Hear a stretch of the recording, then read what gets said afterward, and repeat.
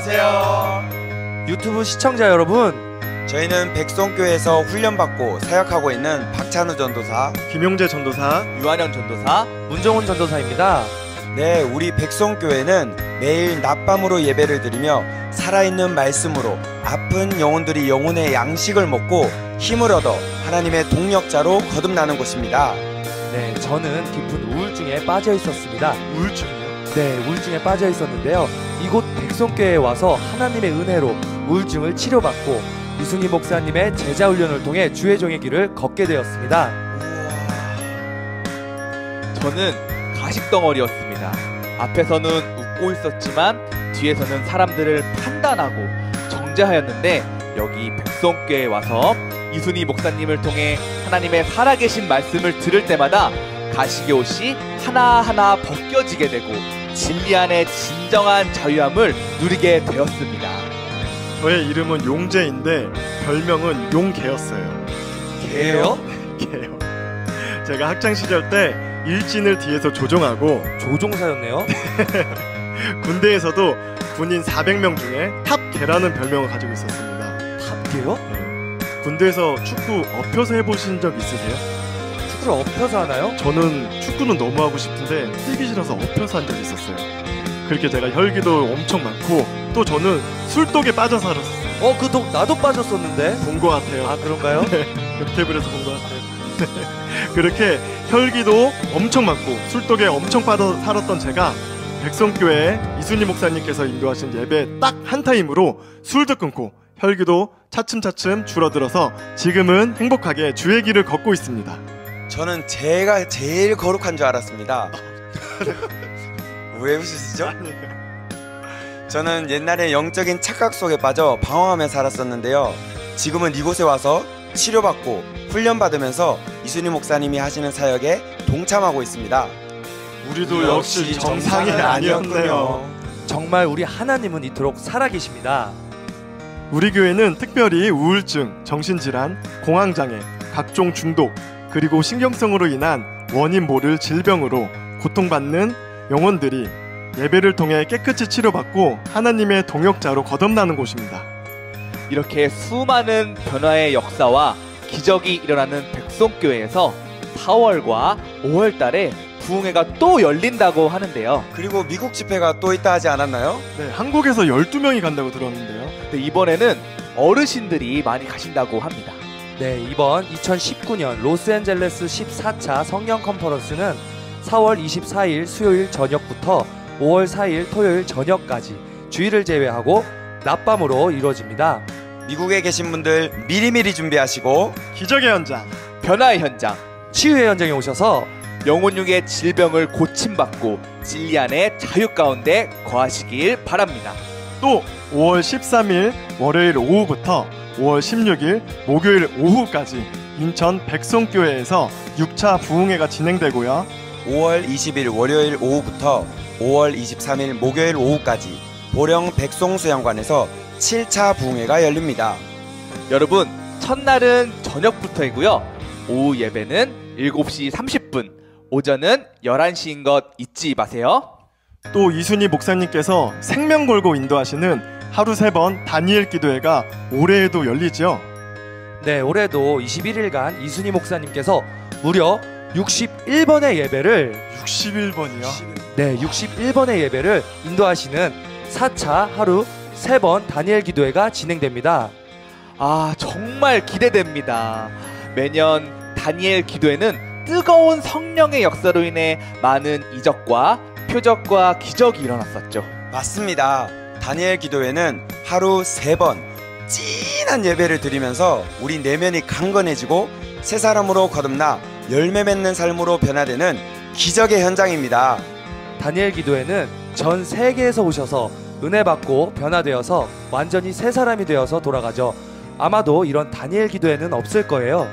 들어본 적이 없어요. 없을 거예요. 네, 없을 본 거예요. 적도 없어요. 여러분 모두 오셔서 꼭 살아계신 하나님을 경험해보세요. 우리 하나님은 살아계십니다. 열정적인 찬양과 살아있는 말씀을 통해 뜨거운 기도를 통해 살아계신 하나님을 만나보세요. 이 땅에서도 천국을 누리며 정말 신바람 나는 삶을 살 수 있을 거예요. 우리 이순희 목사님처럼요.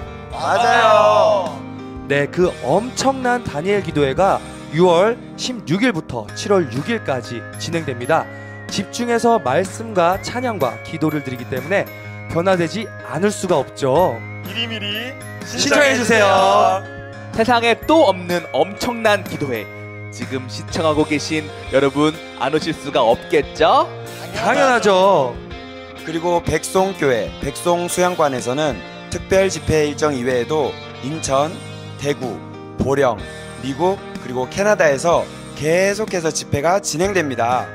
여러분, 백송교회 백송수양관에 오셔서 하나님이 일하시는 예배 가운데 내면에서부터 영성혁명을 일으키시고 여러분 모두가 균형 잡힌 영성을 통해 이 세상의 빛을 바람으로 많은 영혼들을 주님께로 인도하는 부흥의 주역들이 다 되시기를 바라며 뜨거운 찬양과 열정적인 말씀을 통해 열매 맺는 삶으로 변화되는 사랑이 넘치는 백송교회 백송 수양관으로 사랑하는 여러분들을 초대합니다.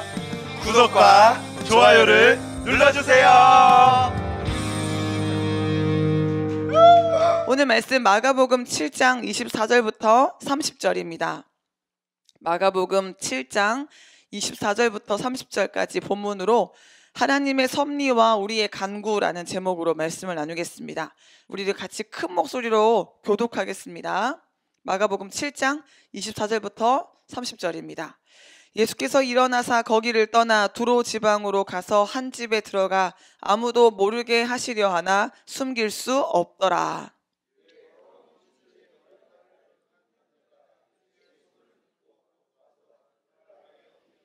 그 여자는 헬라인이요 수로보니게 족속이라 자기 딸에게서 귀신 쫓아내 주시기를 간구하거늘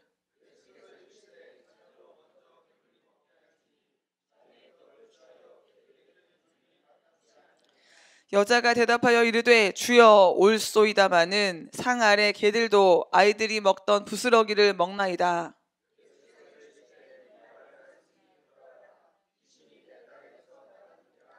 같이 읽겠습니다. 여자가 집에 돌아가 본즉 아이가 침상에 누웠고 귀신이 나갔더라. 아멘. 우리가 인생을 살아가다 보면 생각하지 못한 의외의 사건들에 휘둘릴 때가 있잖아요. 아주 작은 일로 삶의 방향이 바뀌기도 하고 삶 전체가 허물어져 버리는 그런 위기의 때를 맞이하기도 합니다. 그래서 우리 목사님 찬양처럼 그 어느 날 새가 그물에 걸린 같이 딱 이 가사처럼 갑자기 이 그물에 갇힌 새처럼 우리의 인생이 옴짝달싹할 수 없도록 이렇게 뭔가 웅덩이에 빠지고 뭔가 위기에 봉착할 때가 있습니다. 참으로 세상에는 우리가 이해하지 못할 고통이 많이 있습니다. 가난과 기근과 테러와 각종 범죄와 정말 뉴스만 보면은 쏟아져 나오는 소식들을 들어볼 때 참 갑갑하고 마음이 답답해지는 것을 느끼게 됩니다.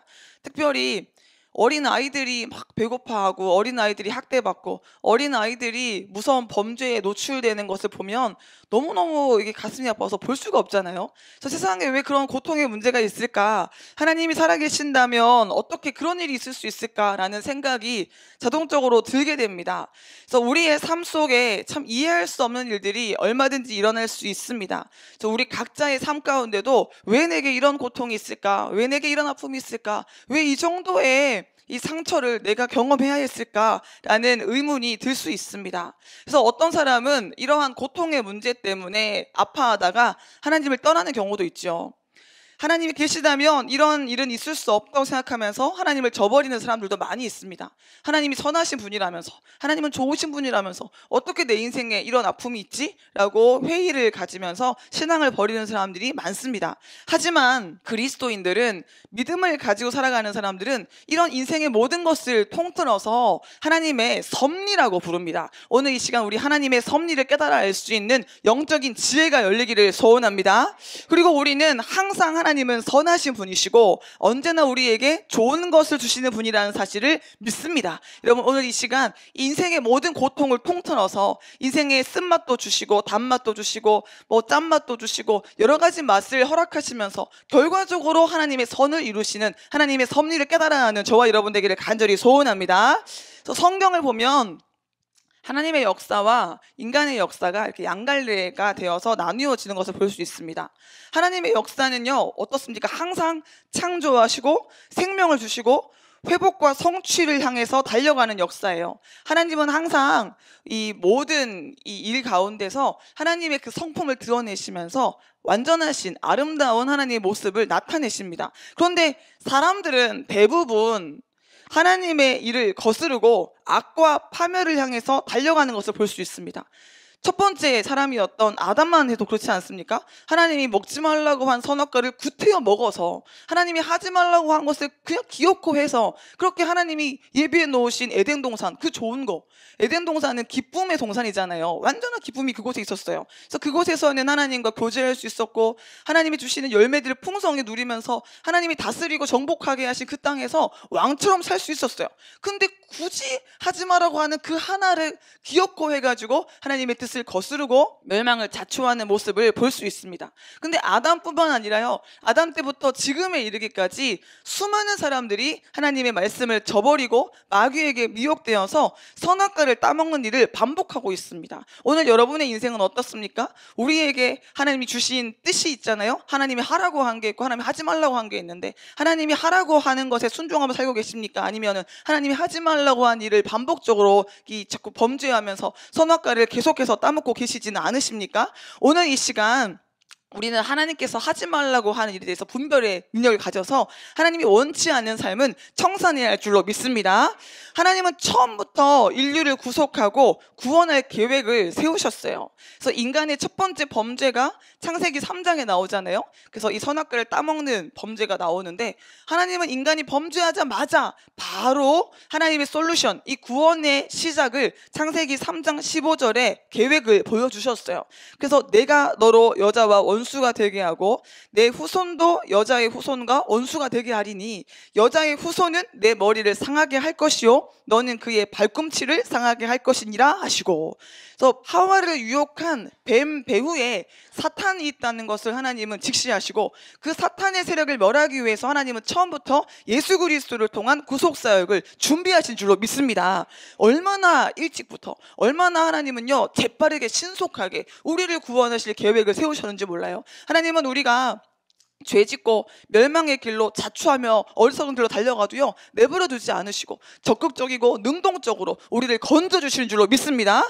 애기가 막 잘 모르니까 자기한테 해대는 거 집어먹고 하면 안 되는 짓 하고 막 이상한 곳에 가가지고 위험에 빠지려고 할 때, 만나면 안 되는 사람들 만나고 가면 안 되는 곳에 가려고 할 때 부모는 가만히 있지 않잖아요. 민첩하게 가서 그 아기를 위험에서 건져내잖아요. 그런 것처럼 하나님은 우리의 죄성을 아시고 우리의 약함을 아시고 우리가 위기에 빠지면, 우리가 죽음을 자초하고 있으면 재빨리 오셔서 우리를 건져주시는 분이라는 것입니다.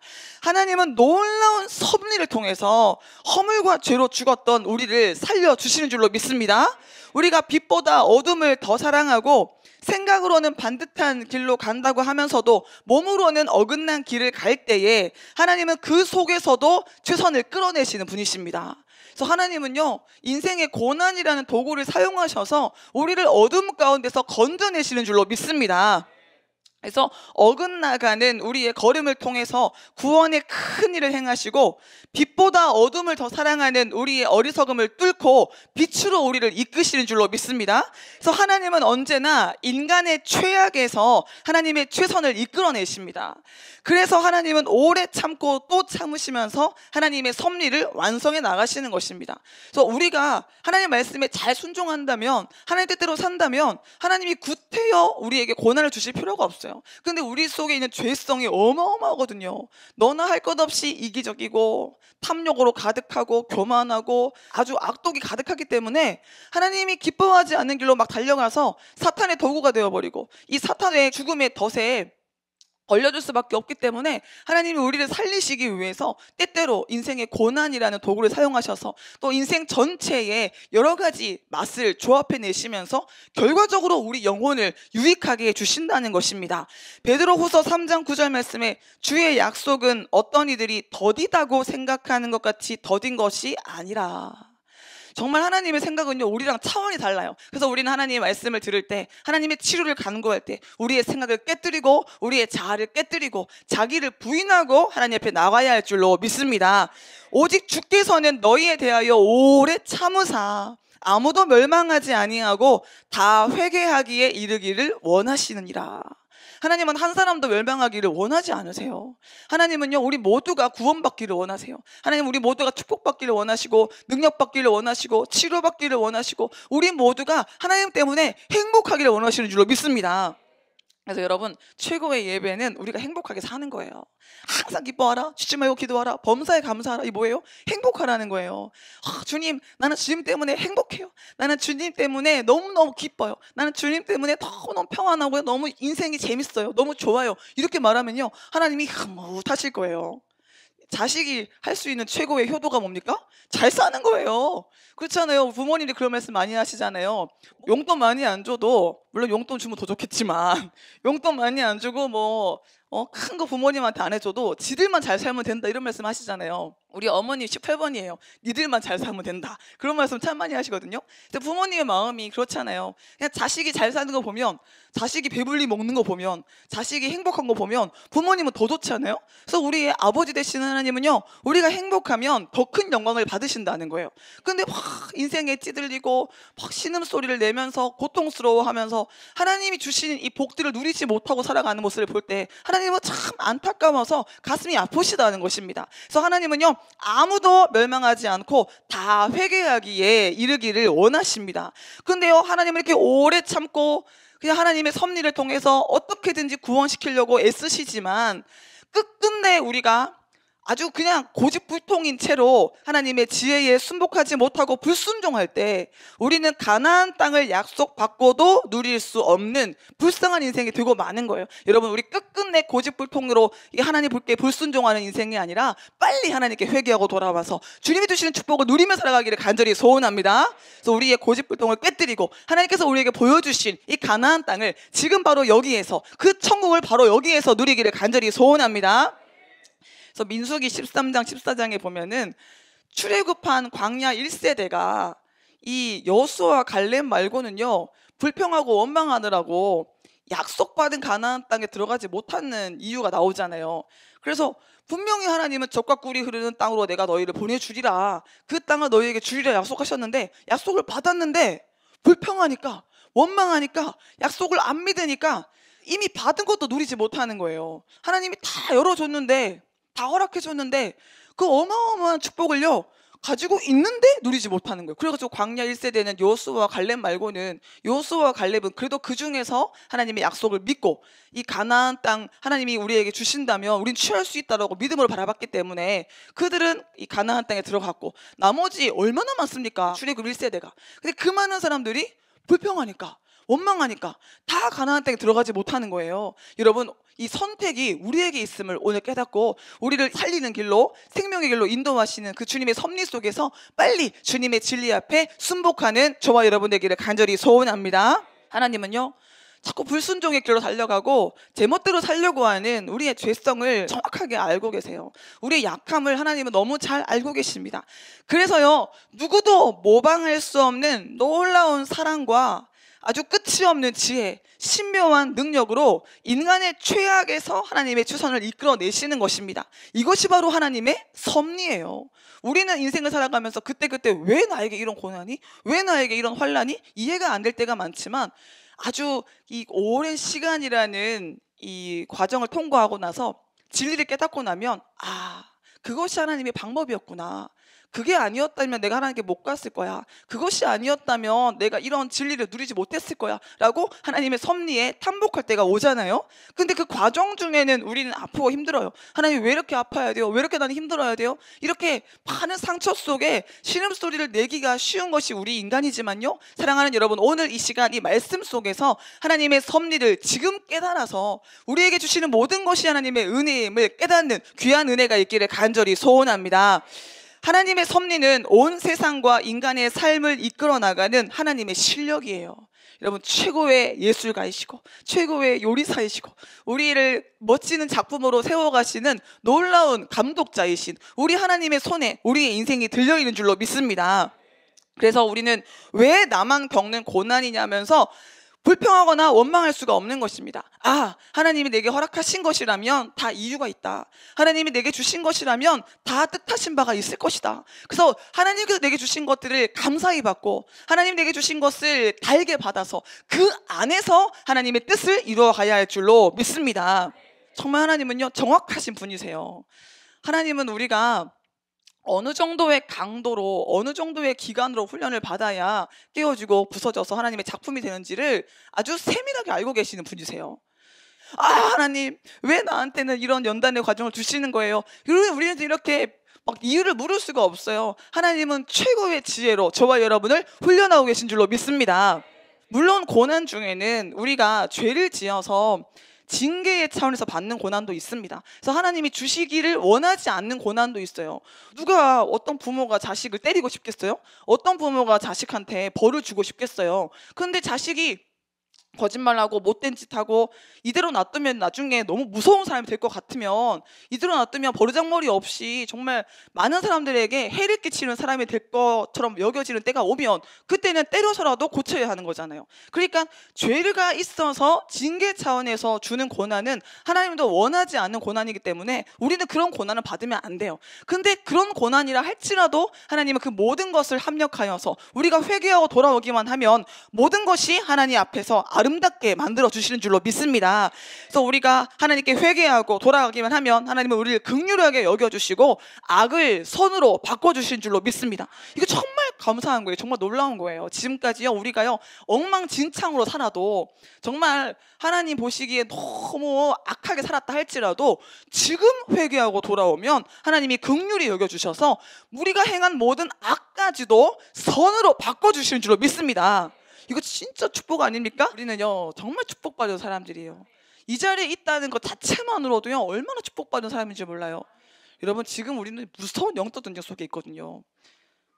저는 영적 전쟁 세게 치를 때 지금도 물론 전쟁 중이지만 처음에 연계가 열렸을 때 막 악한 영을 눈으로 봤잖아요. 그러니까 온 세상이요 악한 영으로 꽉 차 있어요. 지금도 우리가 이 성경의 말씀을 통해서 또 영적인 감각을 통해서 감지하잖아요. 이 세상의 공중권세를 잡고 있는 영들이 다 어둠의 영이에요.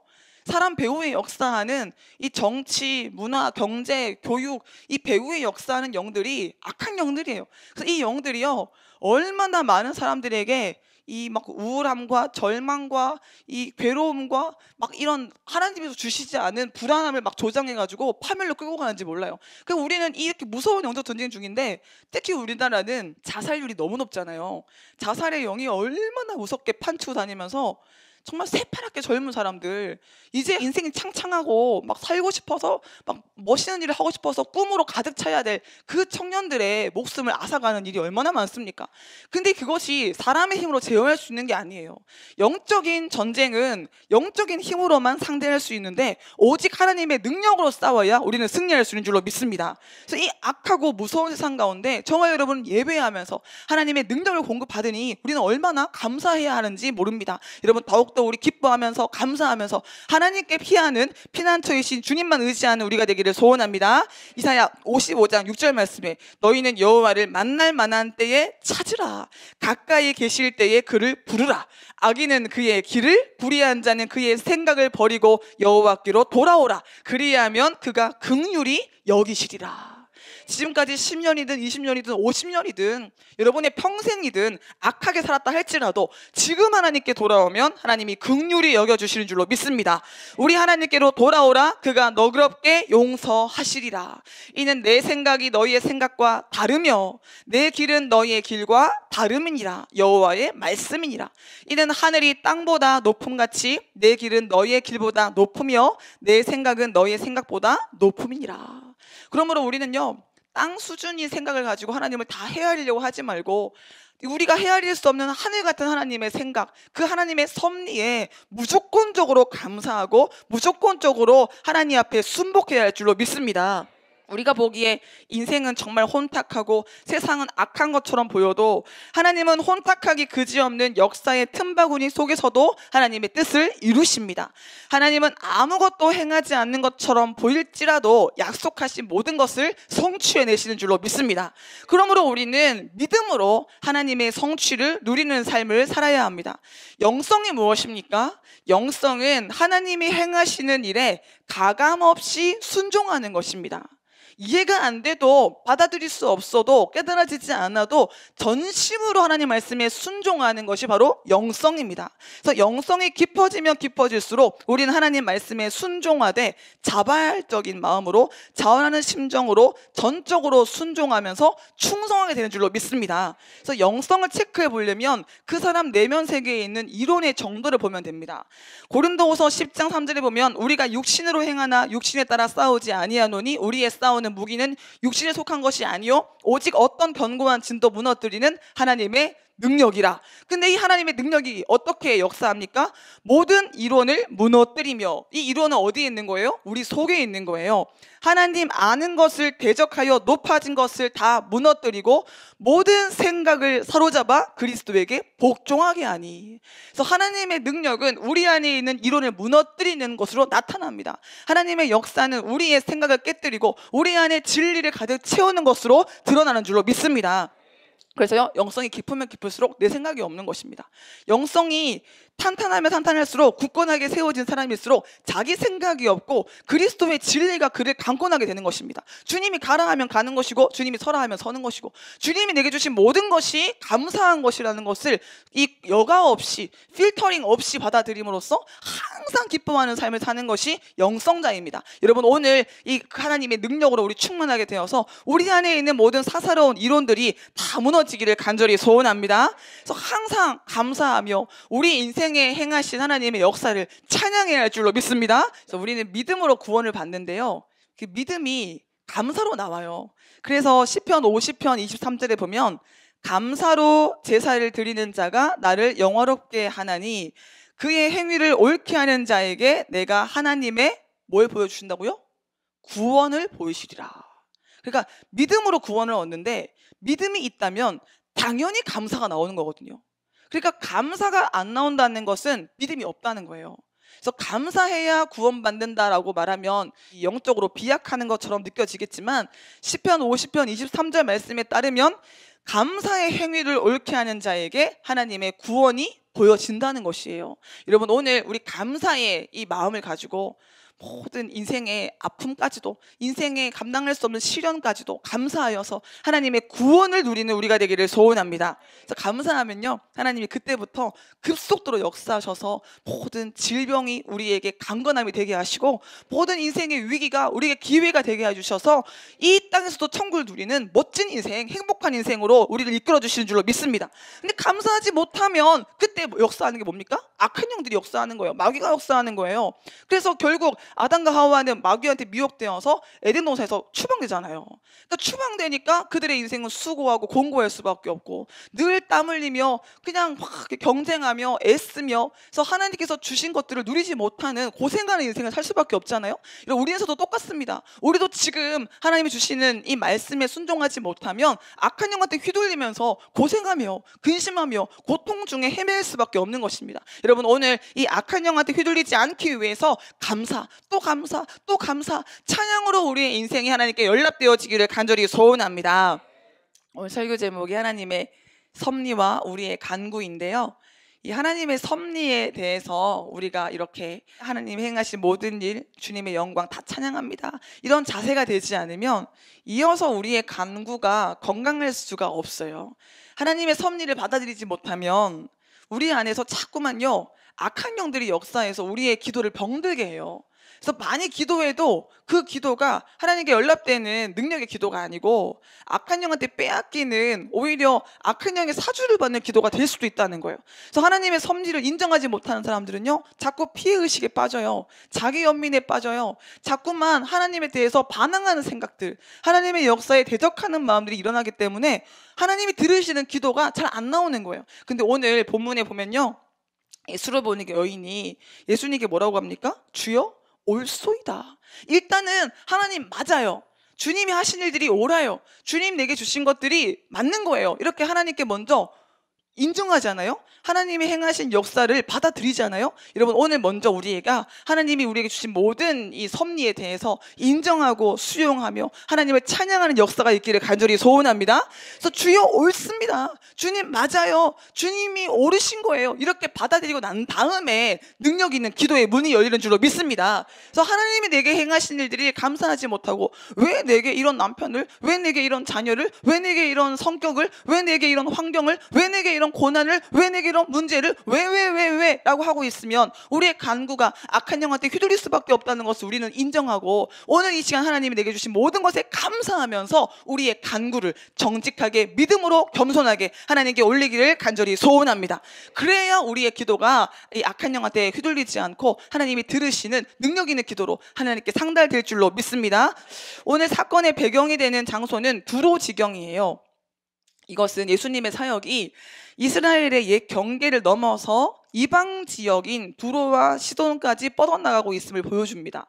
이스라엘 사람들은 지금도 이방인이라 그러면은 굉장히 꺼려하고 자기들 나름대로의 선민의식이 강하잖아요. 근데 이 시대에는, 예수님 당시에는 이방인들은 아예 개 취급했어요. 상종도 안 했어요. 특히 이방인 여자? 그러면 아예 대화도 안 하고 이방인 여자가 근처에 오는 것도 용납하지 않았어요. 그러니까 아주 그냥 유대인들 자기들끼리 우리는 하나님의 택한 백성이다, 그런 이 특권 의식을 가지고 살았는데요.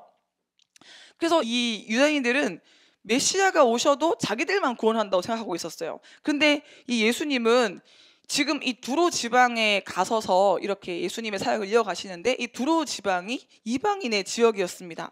제자들과 함께한 예수님의 이 사역이 벌써 이 마가복음 5장에 보면 거라사 지방에서 이 이방인의 사역까지 확장된 것을 볼 수 있는데요. 마가복음 5장에 이제 이 항해의 목적지, 이제 저편으로 건너가자라고 해서 간 곳이 거라사 지역이었는데, 그 거라사 지역에서 예수님이 더러운 군대 귀신 들린 한 사람을 고치셨죠. 마가복음 5장 1절에 보면 예수께서 바다 건너편 거라사인의 지방에 이르러 배에서 나오심에 곧 더러운 귀신 들린 사람이 무덤 사이에 나와 예수를 만나니라. 예수님은 고의적으로 그 한 사람 고치기 위해서 그 거라사 지방으로 가신 거예요. 여러분, 예수님께는 한 영혼이 천하보다 귀한 줄로 믿습니다. 우리 한 영혼을 고치기 위해서, 또 우리 사랑하는 가족을 고치기 위해서 주님은 친히 찾아오시는 줄로 믿습니다. 근데 그 거라사 지역에 있었던 사람이 어떤 상태였어요? 그 사람은 무덤 사이에 살았어요. 아무도 그를 쇠사슬로도 매일 수 없게 되어서, 왜냐하면 쇠사슬로 묶어도 귀신의 힘으로 다 끊어버리기 때문에 이 고랑과 쇠사슬에 매였어도 쇠사슬을 끊고 고랑을 깨뜨렸기 때문에 그를 제어할 수 있는 사람이 아무도 없으니까 그와 같이 살지 못하고 그냥 무덤에 던져놓은 것입니다. 근데 그는 밤낮 무덤 사이에서나 산 사이에서 늘 소리를 지르며 돌로 자기의 몸을 해치고 있었습니다. 얼마나 중한 상태입니까? 얼마나 심각합니까? 거의 짐승과 같은 인생, 짐승보다 못한 인생을 지금 살고 있습니다. 근데 예수님은 그를 불쌍히 여기셔서 그를 고치기 위해서 거라사 지방으로 가신 것입니다. 근데 그가 멀리서 보고 예수를 알아봅니다. 이 사람이 예수를 알아본 게 아니라 그 속에 있는 귀신이 예수님을 알아봐요. 그래서 귀신들이 영적인 존재이기 때문에 예수님에 대한 이 완전한 지식은 아니라도 부분적인 지식을 가지고 있어요. 그래서 그가 멀리서 예수를 보고 달려와 절하며 큰 소리로 부르짖어 이르되 지극히 높으신 하나님의 아들 예수여, 나와 당신이 무슨 상관이 있나이까? 원하건대 하나님 앞에 맹세하고 나를 괴롭히지 마소서. 이렇게 속에 있는 귀신들이 이야기를 하는 것입니다. 그래서 예수께서 그에게 말씀하십니다. 더러운 귀신아, 그 사람에게서 나오라, 이렇게 명령을 하셨어요. 그리고 나서 그 사람에게, 그 귀신 매였던 그 사람에게 네 이름이 무엇이냐? 라고 인격적으로 질문을 하십니다. 그러니까 그 속에 있는 악한 영이 이야기를 하는 거예요. 내 이름은 군대니 우리가 많음이니이다. 자기를 그 지방에서 내보내지 마시기를 간구하더니, 그러니까 그 사람은요 아직까지도 귀신에게 의지를 빼앗겨서 자기가 대답할 수 있는 힘조차도 없는 거예요. 예수님은 그 사람한테 너 이름 뭐야? 아, 저 이름은 지혜예요, 이렇게 말하기를 원하셨는데 그 이름 말할 수 있는 의지까지도 없는 거예요. 그러니까 그 속에 있는 악한 영이 우리는 군대예요, 우리가 많습니다, 이렇게 귀신이 말을 해버린 것입니다. 그래서 자기들을 그 지방에서 보내지 말라고 간구하니까 마침 거기에 돼지의 큰 떼가 산곁에서 먹고 있었는데 그 귀신들이 예수님께 부탁하기를 우리를 돼지에게로 보내어 들어가게 하소서. 그래서 예수님이 허락하셨어요. 그러니까 더러운 귀신들이 그 사람에게서 나와서 돼지에게로 들어가서 2,000마리나 되는 떼가 바다를 향하여 비탈로 내리달아서 바다에서 몰사했습니다. 성경에서 일반적으로 바다가 상징하는 것은 지옥이에요. 그래서 이 홍해가 갈라지고 이스라엘 백성들은 지나가고 이 애국 군대가 그 홍해 바다에 수장되잖아요. 그거는 이제 지옥으로 간다는 의미를 가지고 있어요. 그래서 성경에서 대부분 이제 바다가 지옥이라고 의미를 내포하고 있는데요. 그래서 이 지옥을 상징하는 바다에 몰사했는데 그 돼지치던 자들이 도망해서 읍내와 여러 마을에 말을 하니까 사람들이 어떻게 되었는지를 보러 와서 예수께 이렇게 말합니다. 그 귀신 들렸던 자, 곧 군대 귀신 집혔던 자가 이제 옷을 입고 정신이 온전하여 앉은 것을 보고 두려워하더라. 사람 고쳐진 거 보고 좋아하는 사람은 아무도 없고요. 두려워하면서 이 돼지떼 죽은 거 보면서 가슴 아파하면서 예수님한테 우리를 떠나주세요. 뭐 이렇게 얘기를 합니다. 근데 이 지방이 이방인의 지역이었다는 증거 중에 하나가 바로 돼지예요. 이방인들은 돼지를 치고 돼지를 먹고 돼지를 이용했지만 유대인들은 돼지를 끔찍히 싫어했습니다. 부정한 짐승이라고 생각해서 돼지고기를 먹기는커녕 돼지를 가까이도 하지 않았어요. 그러니까 이미 예수님은 이방인의 지역에서 귀신 들려서 고통스러워하던 영혼을 고쳐주신 거예요. 근데 오늘 본문에 보면 너는 이방인이니까 내가 자녀에게 떡을 너한테 줄 수 없다 말을 하잖아요. 그러니까 예수님의 말이 진짜 그래서 하는 말이 아니라 이미 이방인을 고쳐줬고 지금 이렇게 말을 하는 거는 이 여인의 믿음을 테스트하기 위함이라는 사실을 알 수 있어요. 여러분, 하나님은 우리의 믿음을 때때로 테스트해 보세요. 하나님은 때때로 우리의 마음의 상태를 점검해 보세요. 여러분, 그때그때마다 여러분 합격하는 우리가 되기를 소원합니다. 오늘 수로보내게 여인은요 하나님의 섭리를 인정했고 그의 간구가 하나님 마음에 합했어요. 예수님 보시기에 너무 자랑스러운 믿음이었어요. 여러분, 우리 주님을 기쁘시게 하고 주님의 자랑거리가 되는 믿음을 소유하기를 간절히 소원합니다. 그러니까 이미 예수님은 이방인의 지역에서 이 거라사에서 귀신 들려 고통당하던 영혼을 고쳐주셨어요. 그리고 오늘 본문 속에 수로보니게 여인의 딸을 고쳐주신 기적을 일으키기 전에 예수님은 게네사렛 땅에 계셨어요. 거기서 바리새인과 서기관들이 예수님과 정결 논쟁을 벌였습니다.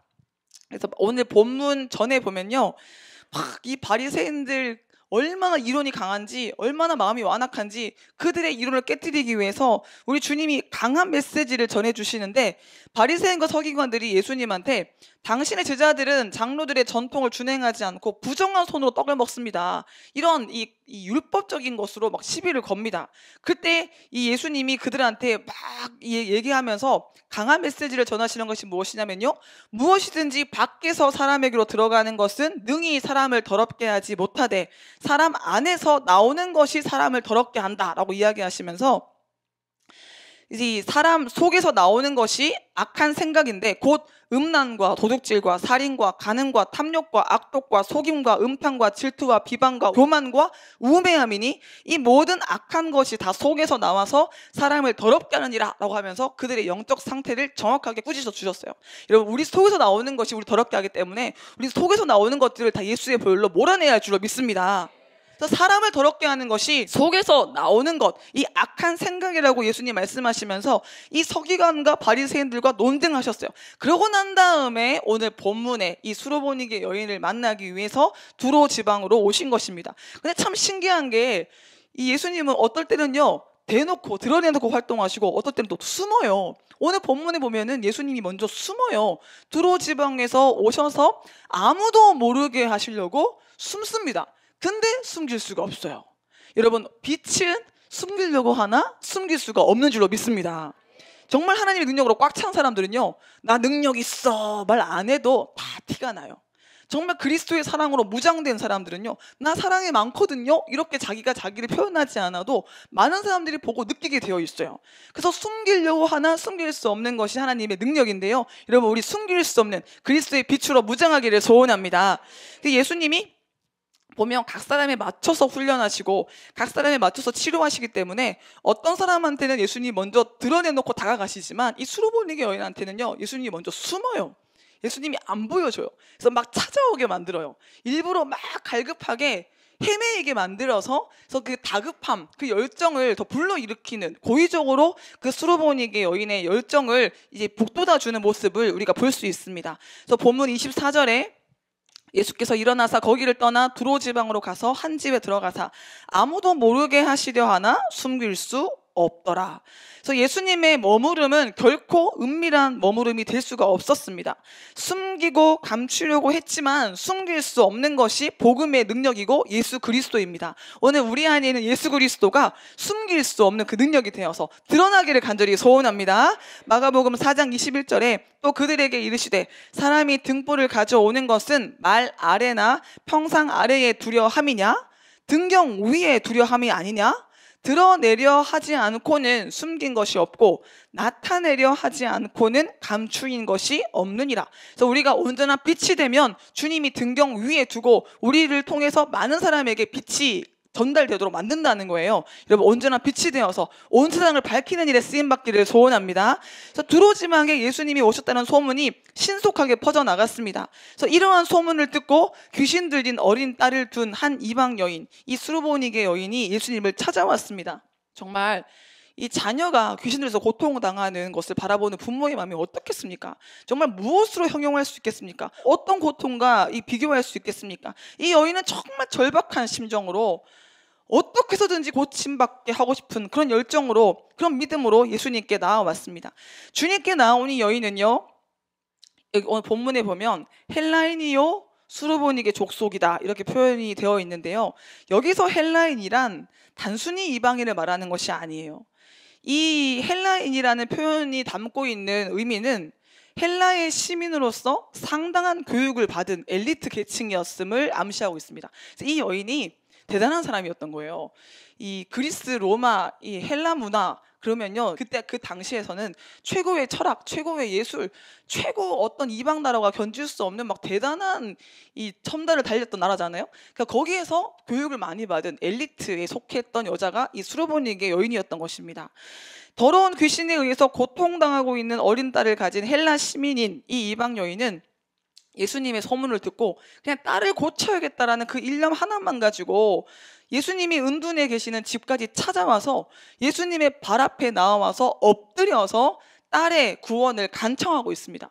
정말 적극적으로 예수님께 찾아온 거예요. 신속하게 찾아온 거예요. 민첩하게 예수님께 나온 거예요. 왜냐하면 그 딸의 모습을 그냥 내버려 둘 수가 없기 때문에 어떻게든 예수님께 고침받게 하고 싶어서 뜨거운 열망으로 달려온 것입니다. 그래서 예수님의 발 아래 엎드린 행동은 유대인인 예수님 보기에 굉장히 기이해 보일 수 있었어요. 그러니까 이방인과 예수님은 상종하지 않는데, 유대인과 이방인이잖아요. 그러니까 상종하지 않는데 거기다가 이방인 여자잖아요. 그 이방인 여자가 예수님과 대화하는 것도 이게 있을 수가 없는 일인데 예수님 발밑에 엎드려서 사정한다라는 이런 일이 매우 기이해 보일 수 있었던 일입니다. 여기에서 언급된 곧 와서라는 표현과 그 발 아래 엎드려 간구한다라는 표현은 귀신 들린 어린 딸의 상태의 심각함과 그 딸의 고침을 위한 그녀의 행동이 얼마나 필사적이고 겸손한 행동이었는지를 보여주고 있습니다. 사랑하는 여러분, 오늘 우리는 우리의 더러움의 문제, 우리의 영적인 문제, 우리 인생의 문제를 해결받기 위해서 이 여인처럼 신속하고 간절하고 겸손하게 예수님 앞에 나와야 할 줄로 믿습니다. 오늘 우리 예수님 앞에 뜨거운 간절함으로, 겸손함으로 정말 주님의 그 고침을 믿는 믿음으로 나오기를 간절히 소원합니다. 근데 이 여인이 이렇게 필사적으로 나와서 엎드려서 간구하고 매달리고 있는데 예수님의 반응은 너무 예외였던 거예요. 예수님의 반응이 싸늘했어요. 예수님의 반응이 차가웠습니다. 예수님의 반응은 한마디로 차가운 거절의 반응이었습니다. 그래서 본문 27절에 보면 예수님이 이렇게 말씀하십니다. 자녀로 먼저 배불리 먹게 할지니 자녀의 떡을 취하여 개들에게 던짐이 마땅치 아니하니라. 예수님이 공생의 사역을 하시는 내내요, 이렇게 차갑게 냉대한 적은 한 번도 없어요.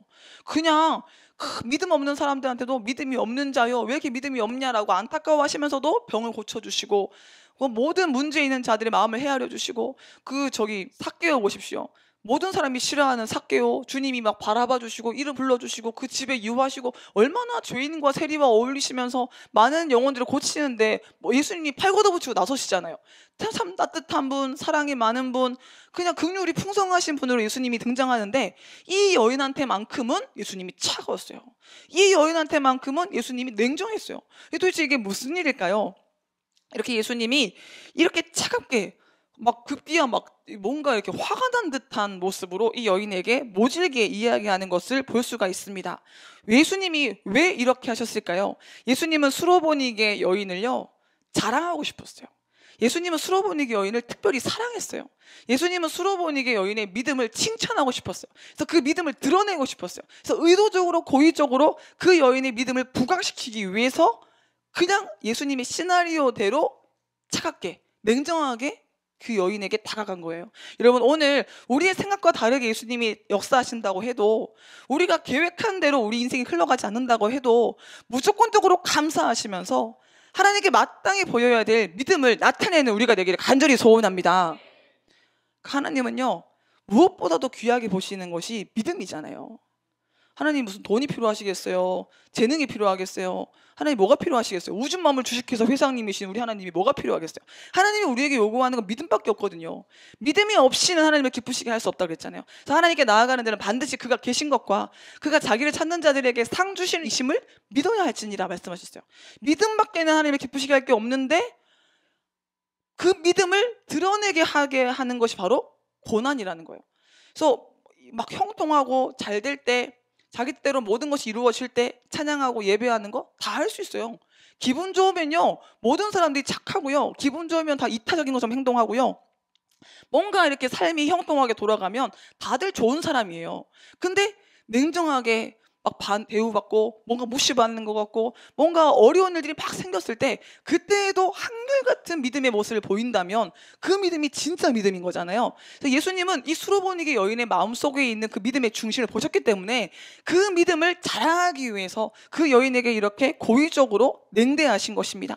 사랑하는 여러분, 오늘 우리는 고난의 상황이 우리의 믿음을 드러내 보일 수 있는 절호의 찬스라는 사실을 알고 붙잡아야 할 줄로 믿습니다. 그래서 형통하고 평안할 때 찬양하는 것은 누구나 할 수 있는 찬양이지만 고난의 밤에 찬양하는 것은 아무나 할 수 없는 것입니다. 우리 고난의 밤에 찬양하여서 고난의 밤에 감사하여서 하나님을 감동시키시고 하나님을 감동하게 만들고 많은 영혼에게 믿음의 도전을 끼치는 저와 여러분이 되기를 간절히 소원합니다. 그래서 예수님은요 막 겉으로는 차갑게 얘기하셨지만 속으로 은근히 이게 막 초조하기도 하셨을 거예요. 내가 너무 세게 얘기했나? 괜히 이 수로보니게 여인 튕겨 나가는 거 아니야? 아이고 이건 좀 너무 심한 거 아니야? 이렇게 하면 안 됐었던 거 아니야? 그래서 이 부모가 자녀를 이렇게 때려놓고 아플까봐 막 이렇게 매만져 주는 것처럼 이 예수님도 아마 수로보니게 여인을 이렇게 차갑게 대해놓고도 이 속으로는 수로보니게 여인을 걱정하면서 혹시 믿음의 반응을 못하고 그냥 간다 그러면 어떡하지? 그냥 믿음 포기하고 떠나면 어떡하지? 그런 생각을 혹시 하지 않으셨나 그런 생각도 해봅니다. 그런데 이 수로보니게 여인은요 예수님의 기대를 저버리지 않았어요. 수로보니게 여인은요 예수님의 기대대로 믿음으로 반응했고 그의 믿음을 나타냈습니다. 여러분 오늘 우리도요 어떤 상황에서든지 간에 예수님이 기대하시는 대로 믿음의 반응을 보일 수 있기를 소원합니다. 그래서 이 여자가 말하잖아요. 28절 말씀에 여자가 대답하여 이르되 주여 올소이다마는. 주님 맞아요. 주님 말씀이 맞아요. 개 같은 여자? 그래 나 개 같은 여자예요. 주님이 그렇게 이방인한테 먹을 걸 줄 수 없다고요? 맞아요. 저 그런 이방인이에요. 저 그렇게 낮은 사람이에요. 저 그렇게 하찮은 사람이에요. 자기를 확 낮추면서요 예수님 말씀이 맞다고 하잖아요. 그런 다음에 이야기하는 것이 무엇입니까? 상 아래 개들도 아이들이 먹던 부스러기를 먹나이다. 오히려 예수님이요 한 방 먹을 것 같은 그런 이 겸손의 표현을, 그러나 또 믿음의 간구를 예수님께 드리고 있는 거예요. 여러분 우리 이 수로보니게 여인의 이 믿음, 겸손 본받기를 소원합니다. 이 수로보니게 여인은 예수님에 대한 굳건한 믿음, 또 딸을 고치고자 하는 강렬한 의지를 가지고 있었습니다. 저 딸을 고치기 위한 이 한 여인의 이 믿음과 의지는 냉대도 무시도 거절도 녹일 수가 있었어요. 여러분 성도의 매력은 믿음에서 나오는 줄로 믿습니다. 잘 믿는 성도는 매력적이에요. 믿음이 매력을 만들고 여유를 만들며 지혜를 만듭니다. 그래서 수로보니게 여인은 정말 멋진 믿음을 소유한 멋진 사람이었어요. 여러분, 우리 믿음을 소유하여서 멋진 사람이 되기를 소원합니다. 이 영적 전쟁이기 때문에 어떻게든 우리가 치료 못 받게 하려고, 어떻게든 우리가 응답 못 받게 하려고, 어떻게든 우리가 이 주의 종으로 서지 못하도록 악한 영들이 자꾸 우리를 넘어뜨리려고 한다는 거죠. 야, 너 이렇게 너 힘들잖아, 어렵잖아, 너 이제 그만해, 너 이제 그냥 돌아가. 이게 자꾸만 돌아가게 포기하도록 만드는 것이 악한 영들의 속삭임인데요. 근데 이 수로보니게 여인은 그런 모든 어둠의 소리를 다 거절하고, 주님 맞아요, 그런데 이 개들도 주인의 상에 떨어지는 부스러기를 먹지 않습니까? 이런 믿음으로 예수님께 나가는 것입니다. 수로보니게 여인은 정말 멋있는 사람이었기 때문에 자존심 따위는 단숨에 깨뜨릴 수 있었어요. 위대한 사람들의 특징을 보면요, 자존심을 개의치 않는다는 거예요. 약한 사람들은 자존심을 잘 붙잡아요. 이게 뭔가 이 속이 텅 빈 사람들은, 이 자꾸 내면 세계가 무너지는 사람들은 자존심을 못 내려놔서 그 자존심 때문에 굉장히 많이 실랑이를 벌이지만, 이 내면이 강건한 사람들은요, 자존심 따위를 개의치 않습니다. 여러분, 우리 자존심을 깨뜨리기를 간절히 소원합니다. 근데 많은 사람들이 자존심 때문에 치료받는 일을 포기합니다. 자존심을 내려놓으려고 해도 잘 내려놓아지지 않아서 고통받는 사람들이 많습니다. 사랑하는 여러분, 우리 주님 앞에 자존심을 내려놓고 자존심이라는 영성 훈련을 통과하여서 주님이 주시는 놀라운 축복을 누리기를 소원합니다. 참, 저도 보면 영성 훈련을 받으면서 지금까지 언제가 제일 힘들었는지를 이렇게 돌이켜보면요, 자존심 문제가 걸렸을 때가 제일 힘들더라고요. 그래도 내가 믿음 있는 사람인데, 그래도 내가 이만큼 뭐 한 사람인데, 그래도 내가 이 정도의 사람, 이 생각을 못 깨트릴 때, 이 생각이 자꾸 나를 붙잡을 때 정말 많은 이 나 자신과의 싸움에 넘어지면서 아주 많이 방황했던 것 같아요. 그래서 분노가 나거나 낙심이 되거나 포기하고 싶거나 교만해지거나 모습은 다양했지만 결국 자존심의 문제였다는 거예요. 인생의 모든 문제의 뿌리에는 자존심이 있습니다. 돈이 없어서 힘든 사람들은 돈 자체가 문제가 아닌 경우가 많습니다. 돈이 없으면 그냥 인생이 불편해지는 것 뿐이죠. 근데 진짜 돈 때문에 힘들어지는 것은 자존심 문제예요. 이 뭐랄까요, 돈이 없어서 먼저 마음이 상해버리는 거죠. 막 펑펑 쓰면서 베풀면서 막 이렇게 예물도 막 있는 대로 막 드리면서 이렇게 하고 싶은데 못하니까 자존심이 먼저 상해버린다는 거예요. 그러니까 돈이 없으면 돈 자체는 문제가 아닌데 자존심이 문제가 돼서 그 돈 없는 것이 자존심의 문제로 이 악화되는 경우가 많다는 거예요. 자녀의 문제도 자녀만 문제면 괜찮은데 그 자녀의 문제가 내 문제가 돼서, 내 자존심의 문제가 돼서, 그래서 자녀 싸움이 부모님 싸움 되는 경우가 대부분 뭡니까? 자존심 싸움이잖아요. 자존심이 인생의 본질이 돼버리는 경우가 많습니다. 자존심이라는 것이 무엇입니까? 남에게 굽히지 않으려는 마음이에요. 낮아지지 않으려는 마음의 상태가 자존심이에요. 그리고 자존심은 자기 스스로 자기의 힘으로 자기의 가치나 품위를 지키려는 마음이에요. 그러니까 하나님의 능력이 아니고 자기 힘으로 자기를 세워보려고 하는 마음이 자존심입니다. 그래서 자존심의 정의가 남에게 굽히지 않는 마음, 질서를 인정하지 않는 마음, 순종하지 않는 마음이기 때문에 죄의 모든 속성이 자존심에 담겨 있는 것을 볼 수 있습니다. 그래서 이 자존심이 모든 죄의 뿌리라고 할 수가 있습니다. 자존심은 자기가 자기를 지키려는 교만이고 자기를 높이려고 하는 욕심이에요. 자존심 앞에 교만과 욕심이 다 들어있는 것입니다. 자존심은 진리를 듣지 않게 만들고 순종을 거부하게 하고 자아의 소리, 즉 죄의 소리를 쫓게 합니다. 여러분, 그래서 이 자존심을 버리지 않으면 우리는 이 교만과 욕심에서 해방될 수가 없는 거예요. 우리 주님은요, 낮아지고자 하는 자가 높아진다고 말씀하신 줄로 믿습니다. 죽고자 하는 자가 산다고 말씀하신 줄로 믿습니다. 그래서 우리는 살기 위해 죽어야 돼요. 높아지기 위해 낮아져야 돼요. 우리는 모든 사람을 섬기는 자가 되어야 할 줄로 믿습니다. 그래서 누가 우리를 무시하면 우리는 더 낮아지면 됩니다. 더 섬기는 자가 됩니다. 그러면 주님께서 우리를 높여주시는 줄로 믿습니다. 그래서 주님께 인정받는 삶, 주님께 칭찬받는 삶, 주님께 보배롭고 존귀하다고 여김받는 인생을 사는 저와 여러분에게 간절히 소원합니다. 진정한 자존감은요, 하나님이 주시는 거예요. 우리 하나님이 주시는 자존감을 갖기를 간절히 소원합니다. 그래서 자존감은요, 자아를 내려놓은 자리에서 높아지는 것입니다. 죄로부터 떠난 자리에서, 정욕과 탐심이 죽은 자리에서 자존감이 높아지는 줄로 믿습니다. 그래서 참 신기하게 우리는 날마다 깨지고 무너지고 부서지는 훈련을 받는데 시간이 지나면 지날수록 자존감이 높아져요. 그래서 우리는 예수님처럼 낮아져서 예수님처럼 자존심을 버리고 예수님처럼 자존감을 가져야 할 줄로 믿습니다.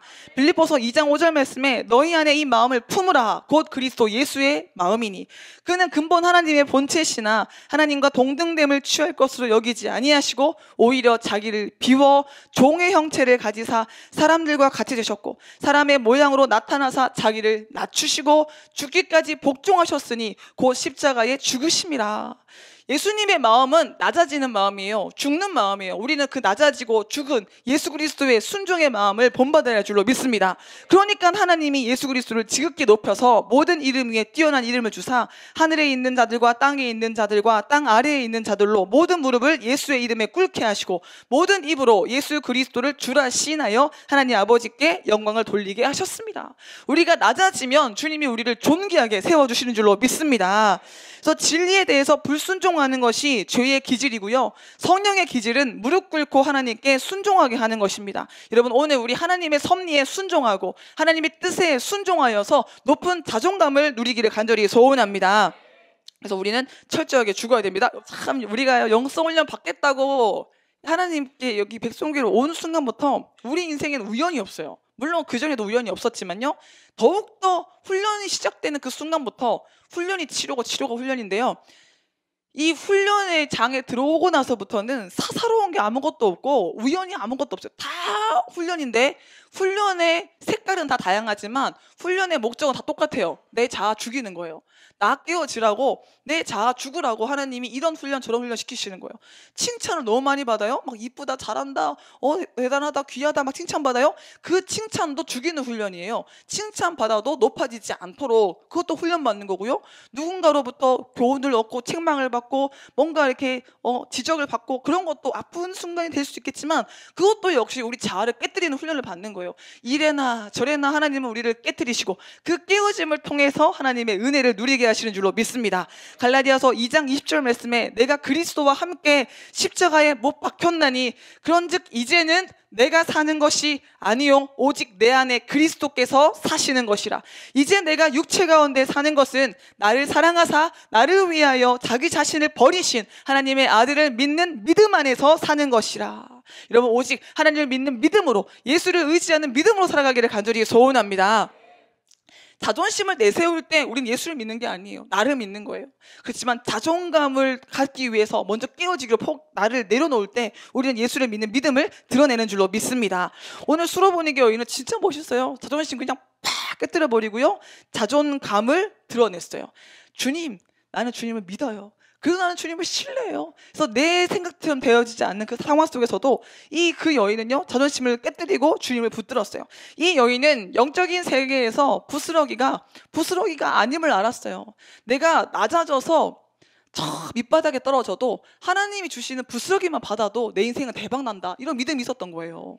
주님은요 우리가 중심을 다해서 행하는 모든 일들을 큰 것으로 받아주시고 기뻐하시는 줄로 믿습니다. 그래서 이 여인은 영적인 세계에서는 부스러기가 아닌 거 아는 거예요. 내 자존심 따위가 뭐가 중요해. 주님이 허락하시는 이 작은 은혜만 받으면 내 딸 고침받을 수 있어. 주님이 허락하시는 부스러기만 얻으면 내 가정의 문제 해결받을 수 있어. 주님이 주시는 그 능력, 그 끄트머리라도 옷자락이라도 내가 붙잡으면 내 문제 다 해결받을 수 있어. 이 믿음이 있었던 거예요. 여러분 우리 부스러기라도 붙잡고 하나님의 능력을 체험하기를 간절히 소원합니다. 하나님의 능력이 얼마나 크십니까? 무에서 유를 만드신 분이에요. 천지를 창조하신 분이세요. 역사를 주장하시는 분이에요. 모든 것을 아시고 모든 것을 하시는 분이에요. 여러분 그분이 부스러기를 주신다면 그 부스러기가 우리에게 전부가 되는 줄로 믿습니다. 그러니까 자존심 중요한 것이 아니죠. 내가 하나님께 능력을 받을 수만 있다면, 내가 하나님께 응답을 받을 수만 있다면 여러분 우리를 기꺼이 내려놓고 하나님께 매달리기를 간절히 소원합니다. 예수님은 하나님의 나라가 겨자씨 하늘과 같다고 했어요. 마가복음 4장 30절에 보면요, 또 이르시되 우리가 하나님의 나라를 어떻게 비교하며 또 무슨 비유로 나타낼까? 겨자씨 하늘과 같으니. 이 겨자씨는 땅 위의 모든 씨보다 작은 것입니다. 근데 심긴 후에는 자라서 모든 풀보다 커지며 큰 가지를 내니 공중의 새들이 그 그늘에 깃들일 만큼 된다고 했습니다. 그러니까 주님이 주시는 부스러기는 적어도 겨자씨보다는 큰 거 아닐 거예요. 그러니까 겨자씨만큼만 있어도 그것으로 모든 것, 안식과 치료와 모든 능력이 다 부어지는데 겨자씨보다 더 큰 부스러기가 주어진다면 야, 이거면 뭐 더 바랄 게 없지요. 여러분, 하나님께서 우리가 목자가 되어주시면 우리 인생에는 부족함이 없는 줄로 믿습니다. 그러니까 세상의 원리와 하나님 나라의 원리는 너무 달라요. 육적인 세계와 영적인 세계는 너무 달라요. 육적인 세계에서 어떻습니까? 1등, 2등, 3등, 4등 이렇게 서열이 있잖아요. 그래서 제일 잘난 사람, 제일 못난 사람 있잖아요. 학교만 딱 가면 바로 반장, 부반장 뽑고 그 밑에 뭐죠? 줄반장 뽑고 하다못해 조장이라도 뽑잖아요. 뭐든지 뽑아가지고 우두머리를 세우고 순서 매기는 게 세상의 질서잖아요. 회사에 들어가도 팀장 세우고 일 잘하는 사람 앞세우고 일 못하는 사람 저 뒤로 빠지고, 그러니까 세상은 항상 줄을 매겨요. 근데 하나님 나라에서는요, 모두가 최고예요. 하나님 나라에서는요, 모두가 귀하고요, 모두가 절대적으로 사랑받는 존재인 줄로 믿습니다. 그래서 우리 하나님 그러잖아요. 아무개야, 난 널 제일 사랑한다. 그것도 다른 사람한테도 아무개야, 난 널 제일 사랑한다. 그 옆에 있던 아무개가 뭐야, 날 제일 사랑하신다더니 왜 저 사람보다 또 제일 사랑하신대? 그 하나님의 사랑은요, 모든 사람을 향해서 동일하게 부어지는데 마치 그 사람밖에 세상에 없는 것처럼, 여러분 한 사람 한 사람밖에 없는 것처럼 여러분을 사랑하시는 줄로 믿습니다. 그 하나님의 사랑은 그렇게 특별하게 그렇게 집중적으로 부어지는데 하나님의 나라를 이해하지 못하는 사람들은 서열의식을 못 버리는 거예요. 우리 한 사람 한 사람이 사실은 겨자씨 같은 사람들이잖아요. 우리 한 사람 한 사람이 사실은 부스러기 같은 사람들이잖아요. 그렇지만 예수님의 제자들도 겨자씨 같은 사람들이었지만 그들이 겨자씨 같이 작고 볼품없는 존재였다 할지라도 성령을 받고 난 다음에는 그들을 통해서 하나님 나라가 이루어지지 않았습니까? 여러분, 우리가 작은 존재라 할지라도 부스러기 같은 존재라 할지라도 우리 가운데 성령이 임하기만 하면 우리를 통해서 전 세계가 무리바다 덮음같이 여호와의 영광을 인정하는 역사가 일어날 줄로 믿습니다.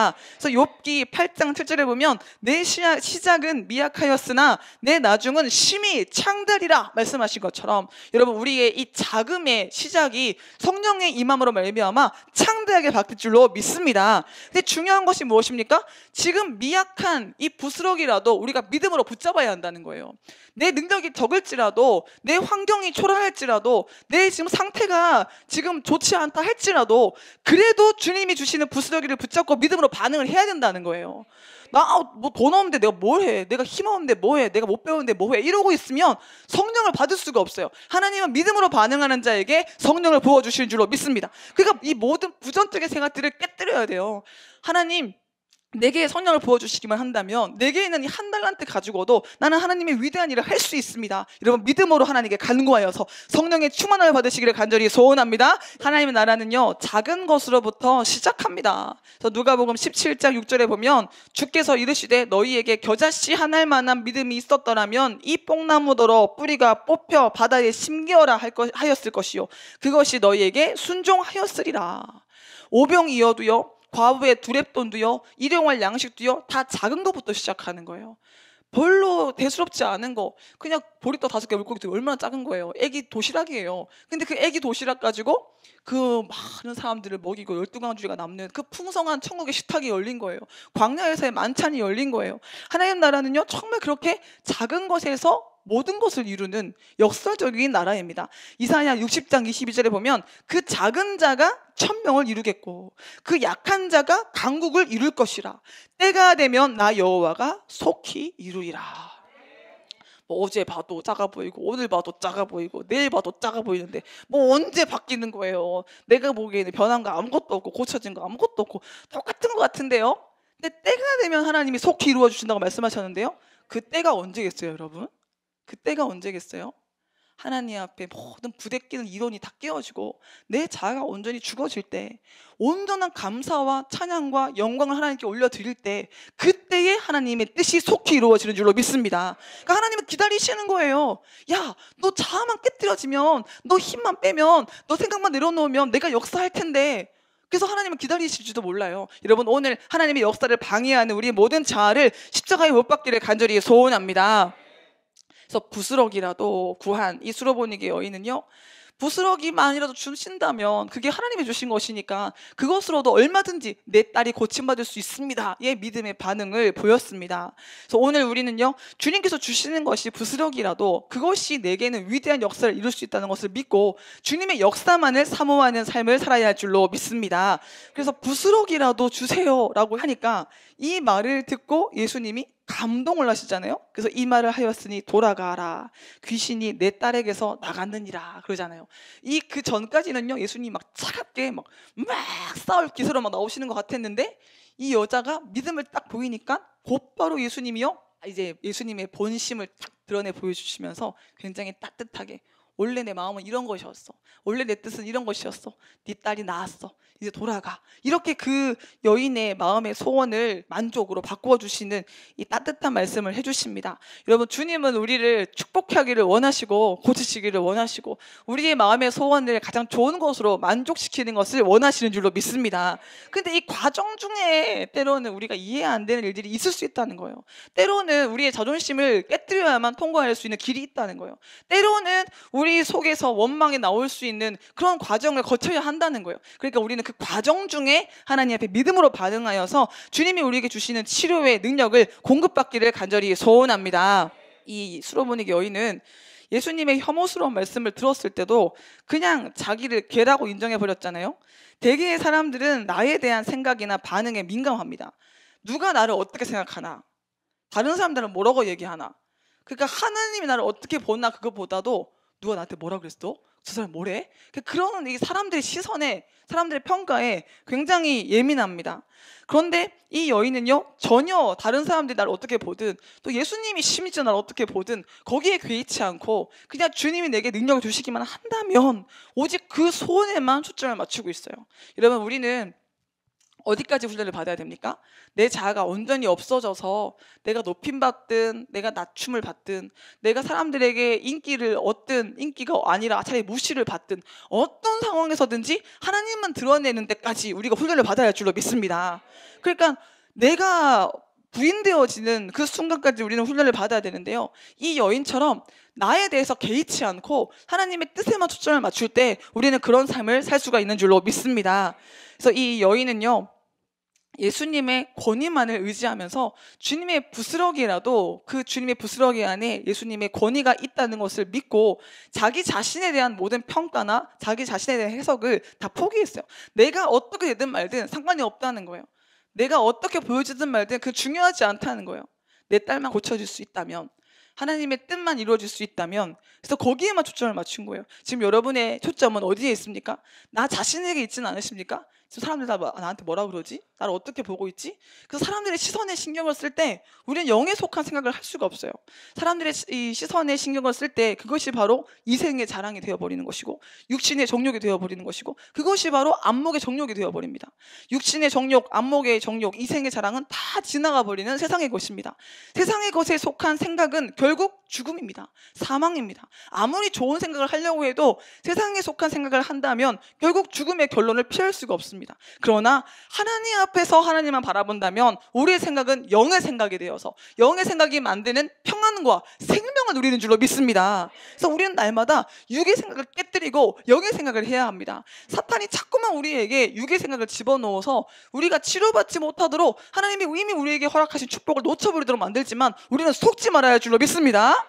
감사해보세요. 찬양해보세요. 악한 영이 깨갱 하는 거예요. 그래서 이 수로보니게 여인이 올소이다마는 이렇게 말하자 이 수로보니게 여인을 비웃고 있었던, 수로보니게 여인을 넘어지게 만들려고 했던 악한 영들이 얼마나 놀래면서 코가 납작해졌겠어요. 어머나, 쟤는 못 건들겠다. 쟤는 건드려도 씨도 안 먹히겠다. 그래서 얼마나 놀랬겠어요. 여러분, 우리 이 수로보니게 여인처럼 주여 올소이다마는 이렇게 하나님의 섭리를 인정하고 또 믿음의 간구로 부스러기라도 내게 주시옵소서, 이렇게 믿음의 간구로 하나님을 감동시키는 저와 여러분이 되기를 간절히 소원합니다. 예수님은 이 여인에게 최고의 축복을 하신 것이지요. 그래서 우리도 수로보니게 여인처럼 하나님의 섭리를 인정하고 하나님께 믿음의 간구를 올리는 믿음의 삶을 살기를 간절히 소원합니다. 그래서 우리 각자의 마음의 소원이 있고 각자의 하나님께 나아가고자 하는 이 기도의 내용들이 있을 텐데요. 오늘 우리의 기도가 응답되어지기 위해서 오늘 우리는 하나님의 섭리를 먼저 인정해야 합니다. 그래서 하나님의 섭리는 우리의 악을 이기고 죄를 이기고 최고의 선을 이루는 하나님의 실력입니다. 그래서 하나님께서 내게 무엇을 주시든지 간에 그건 다 내게 안성맞춤으로 주어진 훈련의 과정이고 나를 치료하시는 하나님의 처방전이라는 것을 우리는 신뢰함으로 받아들여야 됩니다. 왜 나한테 이런 질병을 주셨어요? 왜 나한테 이런 가정을 주셨어요? 왜 할 것이 아닙니다. 나한테 딱 맞는 코스입니다. 나한테 딱 필요한 것입니다. 그래서 모든 사람에게 고난은 최대치이자 필요치인 것입니다. 그러므로 우리는 하나님의 섭리에 포함된 고난 앞에서도 하나님의 뜻을 받아들여서 주여 옳습니다, 이렇게 수로분위기 여인처럼 인정해야 할 줄로 믿습니다. 그리고 나서 우리의 간구를 올려야 합니다. 하나님의 섭리를 인정하지 못할 때 우리는 피해의식과 자기 연민에 빠져서 건강한 기도를 할 수 없습니다. 수로분위기 여인은 하나님의 섭리, 예수님의 섭리를 인정했고 이어서 부스러기라도 붙들고 간구하는 겸손한 믿음을 나타냈습니다. 그녀는 주님의 부스러기는 자신의 잔을 채우고도 넘치게 하는 것, 충만하게 하는 것임을 알았습니다. 이 시간 여러분 모두가 하나님의 섭리를 인정하고 감사하며 믿음의 간구, 겸손의 간구를 올려서 하나님의 능력을 누리는 기적의 주인공이 다 되시기를 주님의 이름으로 축원합니다.